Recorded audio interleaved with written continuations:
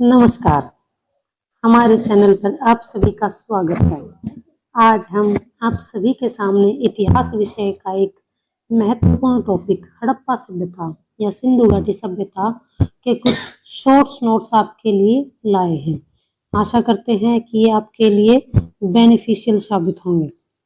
सिंधु घाटी सभ्यता या हड़प्पा सभ्यता, जिसे नदी घाटी सभ्यता भी कहा जाता है, ये विश्व की प्राचीनतम सभ्यता कांस्य युग की सभ्यता थी। और हमारी जो सिंधु घाटी सभ्यता है या हड़प्पा सभ्यता है, ये मेसोपोटामिया, मिस्र और चीनी सभ्यता के समकालीन है। और ये पहली नगरीय क्रांति की सभ्यता थी। इसमें जीवन था वो नगरीय जीवन था। जॉन मॉर्सल के निर्देशन में सर्वप्रथम हड़प्पा सभ्यता की खोज की गई थी। इस वजह से इसे हड़प्पा सभ्यता कहा गया। दयाराम साहनी द्वारा वृहदीय नगरीय ढांचे की खोज की गई थी और ये रेडियो डेटिंग या कार्बन 14 पद्धति द्वारा 2350 से 1750 ईस्वी के बीच में इसका टाइम पीरियड है, इसका काल है। हड़प्पा सभ्यता का जो विस्तार है वो पूर्व से पश्चिम और उत्तर से दक्षिण पूरे भारत में है। और ये नदियों के किनारे स्थापित होने के कारण इसे नदी घाटी सभ्यता भी कहा जाता है। जैसे जम्मू कश्मीर में चिनाब नदी के किनारे मांडा में अखनूर जिले में है और आलमगीरपुर मेरठ में हिंडन नदी के किनारे है।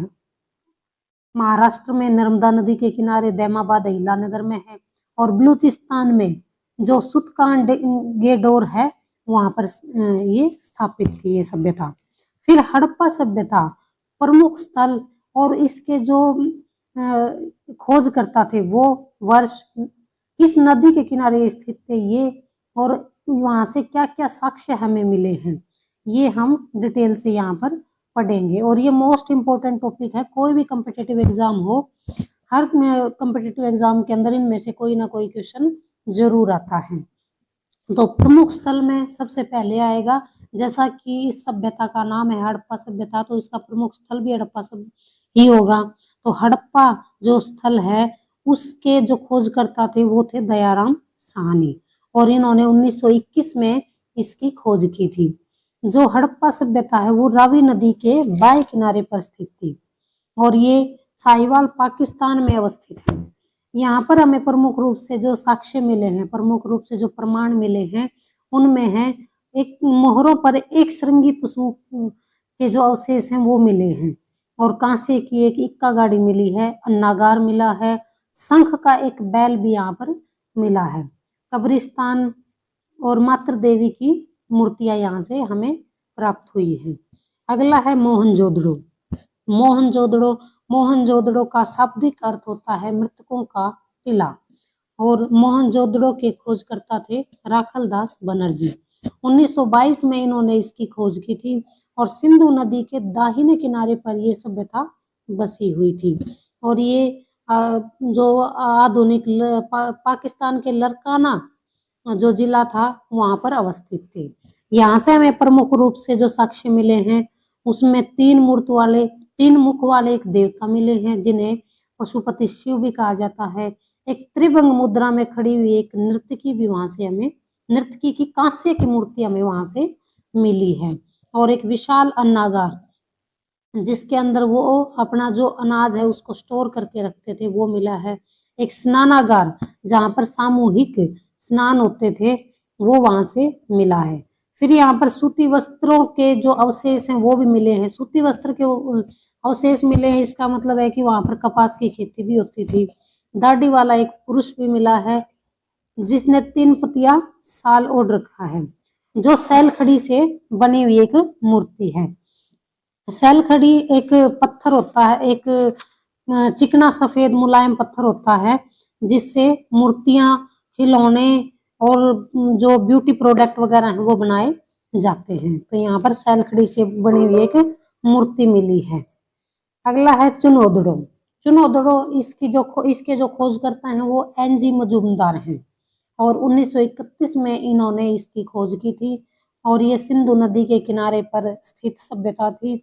सिंध पाकिस्तान के अंदर ये अवस्थित थी। यहाँ से हमें प्रमुख रूप से मनके बनाने के कारखाने मिले हैं। लिपस्टिक का पहला साक्ष्य भी हमें चुनौदड़ों से ही मिला है। और यहाँ से हमें एक मिट्टी की बैलगाड़ी के भी साक्ष्य मिले हैं। कालीबंगा, कालीबंगा का शाब्दिक अर्थ होता है काले रंग की कांच की चूड़ियां। और इसके खोजकर्ता जो थे वो अमलानंद घोष जी थे। उन्होंने 1951 में इस स्थान की खोज की थी। और ये घग्गर सरस्वती नदी के किनारे पर अवस्थित थे।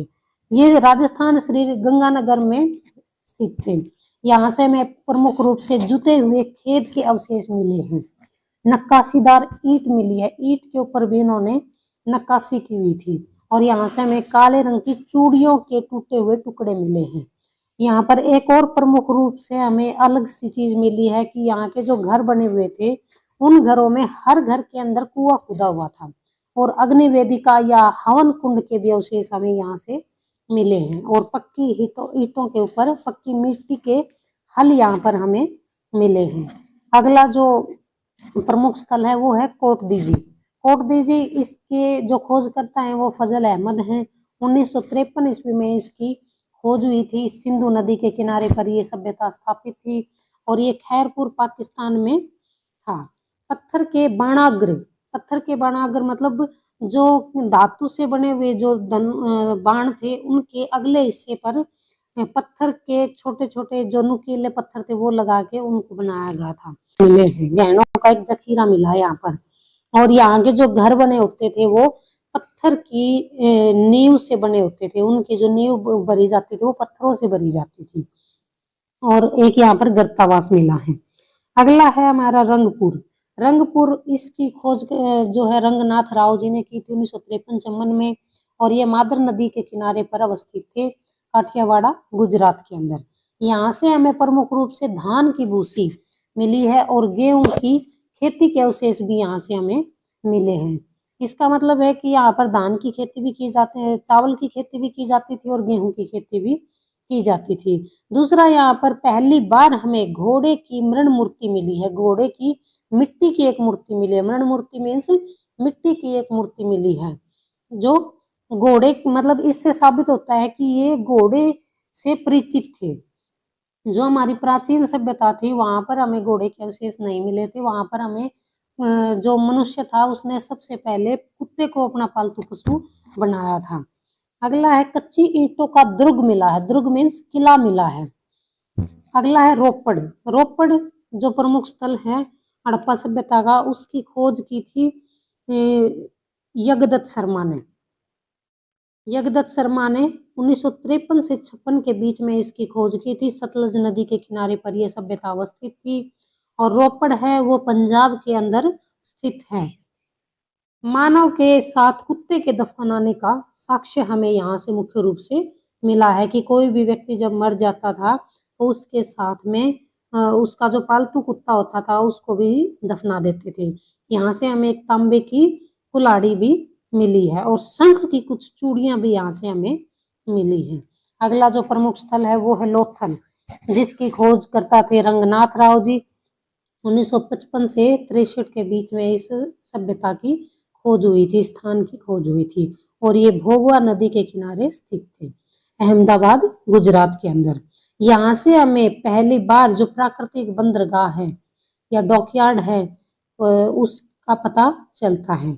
यहाँ से जहाज बनाने का सामान भी मिला है और हाथी दांत का बना पैमाना मिला है। हमें एक स्केल मिला है जो हाथी दांत का बना हुआ था। और यहाँ पर युग्म समाधान या जोड़ों के अंदर जो शवों को दफनाने के जो अवशेष हैं वो हमें यहाँ से मिले हैं। चावल के दाने मिले हैं यहाँ से हमें और एक खिलौना मिला है।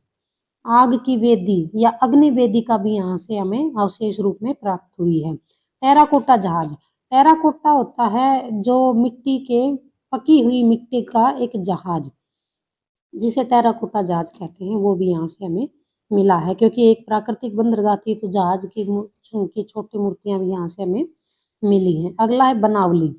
बनावली जो कि हरियाणा में है, इसके खोजकर्ता थे रविंद्र सिंह बिष्ट। 1974 में इन्होंने इसकी खोज की थी और ये सरस्वती नदी के किनारे स्थित थे। सरस्वती नदी जिसका हमारे जो पुराण में वर्णन है, उस समय पर सरस्वती नदी को हम दृश्यदती नाम से भी जानते थे। और ये हरियाणा के हिसार डिस्ट्रिक्ट में स्थित है।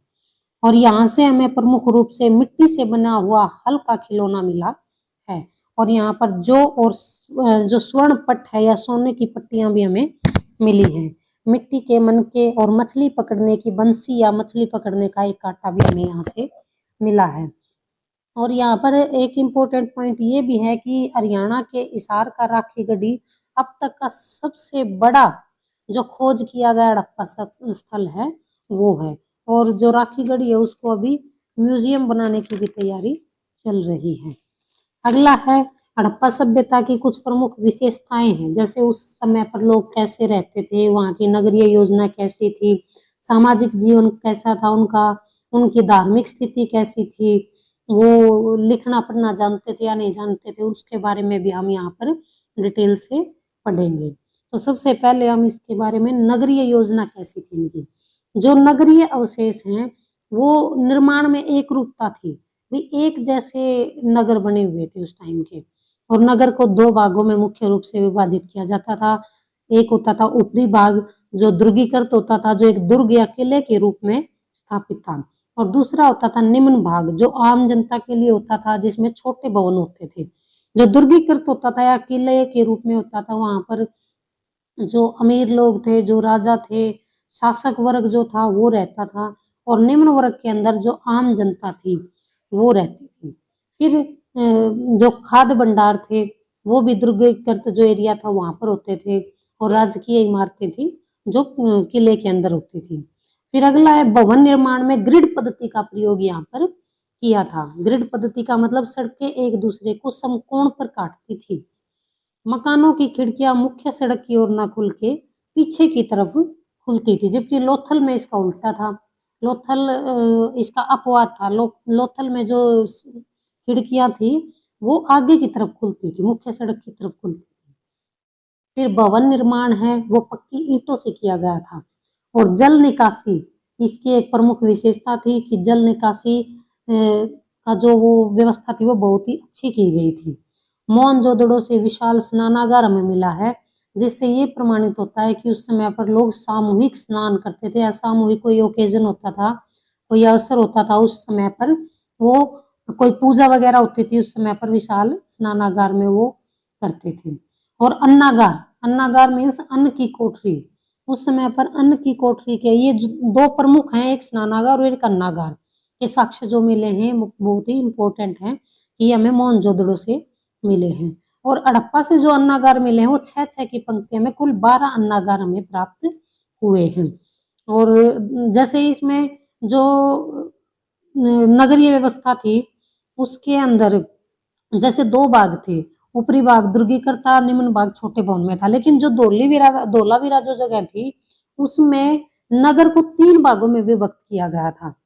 2 भाग तो दुर्गीकृत थे, 2 भाग तो किले के अंदर थे, और एक भाग जो निम्न भाग था वो छोटे भवनों का था, वो तीसरा था। फिर है हम उस समय भी जैसे कोई भी सभ्यता है वो दूसरे देशों से, दूसरे स्थानों से अलग अलग चीजें मंगवाती थी, क्योंकि आयात निर्यात तो चलता ही था। तो आयात हम क्या क्या करते थे, बाहर के स्थानों से, बाहर के देशों से हम क्या क्या चीजें आयात करते थे, ये भी मोस्ट इम्पोर्टेंट है। जैसे सोना, सोना जो धातु है हम वो कर्नाटक और अफगानिस्तान से आयात करते थे। चांदी, चांदी हम ईरान और अफगानिस्तान से लेकर आते थे। तांबा, तांबा के जो विस्तृत भंडार थे वो खेतड़ी राजस्थान में और बलूचिस्तान में थे, तो हम वहां से आयात करते थे। फिर है शीशा, शीशा हम राजस्थान, ईरान और अफगानिस्तान से मंगवाते थे। टिन, टिन मध्य एशिया और अफगानिस्तान से आता था। फिर है लाजर्द मणि, लाजर्द मणि होती है एक नीले रंग की एक मणि होती है, नीले रंग का एक रत्न होता है, जो उस समय भी शनि, राहु और केतु के पॉजिटिव इफेक्ट के लिए धारण किया जाता था। और ये हम अफगानिस्तान से मंगवाते थे। फिर है सेल खड़ी, सेल खड़ी का मैंने बताया था कि एक प्रकार का सफेद मुलायम पत्थर होता था, जिससे हम आभूषण भी बनाता, आभूषणों की पॉलिश की जाती थी, या फिर उस समय पर जो ब्यूटी प्रोडक्ट बनाए जाते थे उनमें भी यूज होता था। और ये मेनली है, ये जो सेल खड़ी है वो कैल्शियम कार्बोनेट से बना होता था। तो ये, और एक गोमेद, गोमेद भी हम सौराष्ट्र गुजरात से मंगवाते थे। ये था इसका नगरीय योजना। अगला है सामाजिक जीवन। सामाजिक जीवन, सामाजिक जीवन का मुख्य आधार है वो परिवार होता था, और परिवार ज्यादातर, जो समाज था वो मातृ सत्तात्मक था, मतलब माता को सर्वोपरि माना जाता था उस समय पर। माता के नाम से ही परिवार की जो प्रणाली है वो आगे बढ़ती थी, और शाकाहार और मांसाहार दोनों प्रचलित थे। उस समय पर जो मुख्य खाद्यान्न थे वो गेहूं, जौ, तिल और दालें थी। व्यवसाय के आधार पर समाज को 4 वर्गों में विभाजित किया था। पुरोहित या विद्वान जो ज्ञान देने का काम करते थे, और योद्धा जो किसी भी बाहरी आक्रमण के समय अपने दुर्ग की, अपने किले की, अपने नगर की सुरक्षा करते थे, और व्यापारी जो आयात निर्यात का कार्य था, व्यापार का कार्य था, उसको संभालते थे, और श्रमिक थे वो श्रम का कार्य करते थे। अगला है मछली पकड़ना और शिकार करना, इनका दैनिक क्रियाकलाप था। ये जो अपनी आजीविका के साथ साथ मछली पकड़ते थे और शिकार भी करते थे। स्त्री और पुरुष दोनों ही आभूषणों के प्रति मतलब आकर्षित थे, और दोनों ही अलग अलग प्रकार के आभूषण धारण करते थे। उस समय पर मन का निर्माण की फैक्ट्री चुनौदड़ों से मिली है, और जो इनके आभूषण थे वो सोने, चांदी और हाथी दांत सीपियों से निर्मित होते थे। अच्छा, एक इसमें बीच में पॉइंट है लघु मृण मूर्तियां। लघु का मतलब छोटी मूर्तियां, और मृण मूर्तियां, मृण होता है मिट्टी की, छोटी छोटी मिट्टी की मूर्तियां होती थी, जो टेराकोटा होता था। टेराकोटा का मतलब होता है पकी हुई मिट्टी। तो पकी हुई मिट्टी से मूर्तियां बनाई जाती थी, खिलौने बनाए जाते थे, बर्तन बनाए जाते थे, और वो लाल रंग के होते थे। तो ये जो टेराकोटा प्रणाली से बनी हुई मूर्तियां भी यहाँ से हमें मिली हैं, खिलौने भी मिले हैं, बर्तन भी मिले हैं। खिलौने या पूज्य जो प्रतिमाएं यहाँ से हमें मिली हैं, और ज्यादातर जो मूर्तियां हैं वो औरतों की मिली है। यहाँ पर ज्यादातर जो मिट्टी की मूर्तियां हैं वो यहाँ से मिले। कि इसमें फिगरिन मूर्ति होती थी, फिगरिन मूर्ति होती थी, 3D मूर्तियां, 3D मूर्तियां जो मानव और पशु पक्षियों की सबकी मिली हैं, जिसमें स्त्रियों की मूर्तियां भी हमें ज्यादा मिली हैं। अगला है धार्मिक जीवन। धार्मिक जीवन, रूढ़ियों और कर्मकांडों को महत्व दिया गया था। मातृशक्ति में विश्वास था। मोहनजोदड़ो से हमें पशुपति शिव की मूर्ति मिली है, और उस समय पर कुबड़ वाला बैल और श्रृंगयुक्त पशु, श्रृंगयुक्त पशु मतलब एक सिर वाला गेंडा भी हमें मिला है, जो पवित्र पशु का प्रतीक था। लिंग पूजा उस समय पर प्रचलित थी, और उस समय के अग्नि कुंड हमें कालीबंगा नामक स्थान से मिले हैं। मोहनजोदड़ो से एक मूर्ति भी मिली है, जिसके गर्भ से एक पौधा निकलता हुआ दिखाया गया है, जो हमें जो धरती माता है उसका प्रतीक बताया गया है, धरती की उर्वरता की देवी भी दिखाया गया है यहाँ पर। अगला है इस समय की जो धार्मिक स्थिति थी, उसमें हमें स्वास्तिक मिला है, चक्र मिला है, और क्रॉस के भी कुछ साक्ष्य हमें मिले हैं। और जब कोई मर जाता था तो उसके अंतिम संस्कार की 3 विधियां मुख्यतः प्रचलित थी। पहला था पूर्ण समाधिकरण, जो सबसे ज्यादा प्रचलित थी। उसमें वो पूरा का पूरा उसको दफना देते थे। फिर आंशिक समाधिकरण, आंशिक समाधिकरण का मतलब है कि उसको पहले उसका दाह संस्कार करते, फिर उसकी जो अस्थियां वगैरह होती थी उनको दफना देते थे। और एक होता है दाह संस्कार, की उसको सिर्फ दाह संस्कार कर देते थे अग्नि से, और उसको ऐसे ही छोड़ देते, पूर्ण रूप से दाह संस्कार कर देते थे बस।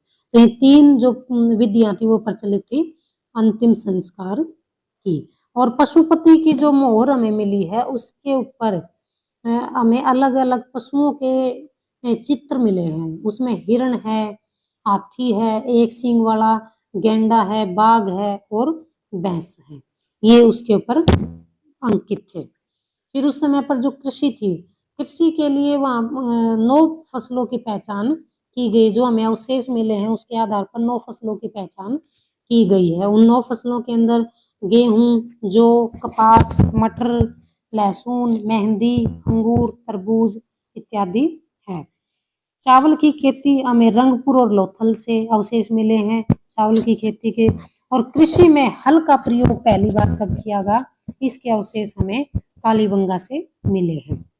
सिंचाई, सिंचाई कैसे की जाती थी उस समय पर, हड़प्पाकालीन सभ्यता थी उस समय पर सिंचाई का कोई व्यवस्थित प्रमाण नहीं मिला है हमें। और जल संग्रह हेतु बांधों का निर्माण हमें धोलावीरा से मिला है। मतलब उस समय भी जल को इकट्ठा किया जाता था, उसको संग्रहित करके और बाद में उसको सिंचाई के लिए प्रयोग किया जाता था। अगला है पशुपालन। पशुपालन के अंदर बकरी, भैंस, सूअर, गधे के साक्ष्य में मिले हैं। और एक जगह है जो सूतकांगे डोर है, वहां से हमें घोड़े के अवशेष मिले हैं। घोड़े का प्रमाण हमें मिला है कि इस सभ्यता के लोग घोड़े से भी जो है वो उससे घोड़े के भी वो जानकार थे, घोड़े से। अगला है विनिमय प्रणाली। विनिमय प्रणाली मतलब वो आपस में एक दूसरे से वस्तुओं का कैसे लेन देन करते थे, व्यापार कैसे करते थे, उसके बारे में बताया गया है कि वस्तु विनिमय का प्रचलन था, कि वस्तु के बदले वस्तु देते थे। अभी किसी को किसी चीज की जरूरत है तो वो अपने पास, उसके पास जो वस्तु होती थी वो सामने वाले को दे देता था, और सामने वाले के पास जो वस्तु होती थी वो उससे ले लेता था। तो ये वस्तु विनिमय का था। जैसे एग्जाम्पल के लिए कि किसी के पास चावल है और उसको गेहूं लेना है, या उसको कोई फ्रूट लेना है, तो वो उसको अपना जो अनाज था वो दे देता था और उससे वो फ्रूट ले लेता था। और माप के लिए दशमलव प्रणाली का प्रयोग हमें लोथल से एक हाथी दांत का जो स्केल है, पैमाना है, वो मिला है। और तौल के लिए द्विभाजन प्रणाली जो 16 के अनुपात में थी वो हमें अवशेष मिले हैं। फिर है उस समय की जो मोहरे थी या गोदी बाड़ा था, मोहरे कैसे कौन सी मिली है? मोहरे उस समय की है वो सैल खड़ी से निर्मित थी। और जो गोदीबाड़ा है, गोदीबाड़ा का मतलब है एक ऐसी जगह जहां पर जहाजों को रखा जाता था, और जहां पर जहाजों की देखभाल की जाती थी, उनका रख रखाव किया जाता था, उसे गोदीबाड़ा कहते हैं। और जो सैलखड़ी से निर्मित वो मोहरे वहां से मिली है। और कालीबंगा से में मेसोपोटामिया की बेलनाकार मोहरे प्राप्त हुई है। और जो ये गोदीबाड़ा है ये हमें जो मुख्यतः है लोथल से मिला है। उस समय पर जो लिपि और लेखन कला है, लिपि और लेखन कला के अंतर्गत वो चित्राक्षर लिपि का प्रयोग करते थे। मतलब लिपि के रूप में लिपि वो चित्रों के माध्यम से दिखाते थे। और जो उनके चित्राक्षर थे उसमें 64 मूल चिन्ह थे, जिनके माध्यम से वो अपने मन के भावों को, मन के विचारों को प्रकट करते थे। फिर उसमें 250 से 400 तक चित्राक्षर थे। चित्राक्षर मीन्स पिक्टोग्राफ, पिक्टोग्राफ पिक्चरों के माध्यम से वो दिखाते थे। सेल खड़ी की आयताकार मोहरों पर अंकन किया गया था इन पिक्टोग्राफ का। अगला है लिखावट जो उनकी होती थी वो दाएं से बाएं ओर होती थी। और इस समय जो बोस्ट्रोफेडन लिपि का प्रयोग किया जाता था, सबसे ज्यादा प्रयोग किए जाने वाला जो आकार है वो यू आकार होता था। और सबसे अधिक प्रचलित चिन्ह है वो मछली का चिन्ह था, जिसका प्रयोग इनकी जो लिपि है उसमें किया गया था। फिर ये धीरे धीरे सभ्यता, कोई भी सभ्यता है वो एक बार अपने शिखर पर पहुंचती है और उसके बाद फिर वो पतन की तरफ चली जाती है। तो धीरे धीरे करके इस सभ्यता का फिर पतन हो गया, इस सभ्यता का विनाश हो गया। तो इसके विनाश के जो कारण थे उसके बारे में विभिन्न विद्वान हैं, उन्होंने अपने अलग अलग मत दिए हैं। सबसे पहले जो गार्डन चाइल्ड और व्हीलर थे, उन्होंने बताया कि इस सभ्यता के ऊपर बाहर से विदेशी आक्रांताओं ने आक्रमण किया था, आर्यों ने आक्रमण किया था, और उसके बाद इस सभ्यता को समाप्त कर दिया था आक्रमण के द्वारा। फिर जो जॉन मार्शल थे, मैके थे और राव थे, उन्होंने बताया कि जो बार बार आने वाली बाढ़ थी उसकी वजह से इस सभ्यता के लोग थे वो विस्थापित हो गए थे और ये सभ्यता नष्ट हो गई थी। आगे है आरएल और स्टाइन। आरएल स्टाइल एएन घोष, इन्होंने बताया कि जलवायु परिवर्तन के कारण इस सभ्यता का विनाश हुआ था। एम आर साहनी ने बताया कि भूगर्भिक जो परिवर्तन हुए थे उसके तहत इस सभ्यता का विनाश हुआ था। जॉन मॉर्सल ने प्रशासनिक स्थिरता बताया कि उस समय का जो राजा था वो कोई निकम्मा राजा गया होगा और उसने वो अपना राजकाज ठीक से नहीं कर पाया, प्रशासनिक स्थिरता के कारण इनकी जो सभ्यता थी वो नष्ट हो गई। के आर कैनेडी, इन्होंने बताया कि प्राकृतिक आपदाओं के तहत जैसे बाढ़ है, सूखा है या फिर भूकंप वगैरह है, उसकी वजह से ये सभ्यता है वो नष्ट हो गई। आगे हमने इसको एक मैप के माध्यम से भी, जो इसके जो स्थल थे, अलग अलग स्थान थे, उसको हमने मैप के बारे में मैप से भी दिखाया है कि ये स्थल कहाँ कहाँ थे। तो ये जो हड़प्पा सभ्यता थी ये भारत से लेकर अफगानिस्तान, बलूचिस्तान तक ये फैली हुई थी। इसके प्रमुख स्थल पाकिस्तान में भी हैं और भारत में भी हैं। और ये सभ्यता ज्यादातर नदियों के किनारे आपको देखने को मिलेगी। जैसे ये देखो, ये मांडा इस्लामाबाद है, व्यास नदी के किनारे है, रावी नदी के किनारे है, और सिंधु नदी के किनारे है। तो ये सारी की सारी सभ्यता है, ये नदियों के किनारे, घग्गर नदी के किनारे है, कालीबंगा है, बनावली है, जो बनावली हरियाणा में है, राखी गढ़ी है, ये सरस्वती नदी के किनारे थे। और लोथल एक बंदरगाह थी, जो एक डॉकयार्ड थी, जहाँ पर जहाजों के अवशेष हमें मिले हैं। और ये तो मैप में आप ये देख लीजिए, ये मुख्य जो स्थान है इस सभ्यता के, इस घाटी के। तो ये था आज का हमारा टॉपिक। आशा करती हूँ कि आप सभी को पसंद आएगा, और कल फिर एक नए टॉपिक के साथ, एक नए शीर्षक के साथ, जो हमारी वैदिक सभ्यता है उसके साथ कल फिर आपके सामने एक नया वीडियो लेकर आऊंगी। तब तक के लिए आपको नमस्कार, शुक्रिया, धन्यवाद।